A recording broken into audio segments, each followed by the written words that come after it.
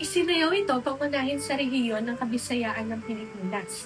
Ang sayaw na ito ay nagpapakita ng panliligaw na hango sa galaw ng tandang at manginahing manok na pinahalagahan ng makakutubong waray. Kabilang dito ang mga kombinasyon ng paghiling ng kamay, pag-atake, paglundag, o pagtalon.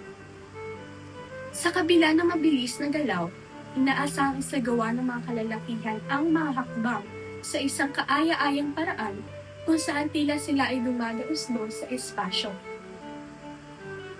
Ipinaglalaban ng sayaw na ito na ang mga waray ay kilalang-kilala sa pagkakaroon ng kakayahang harapin ang panganib at kahirapan, kawalan ng katiyakan, o sakit ng hindi nangingibabaw ang takot o nang hindi napigilan sa piniling landas ng pagkilos.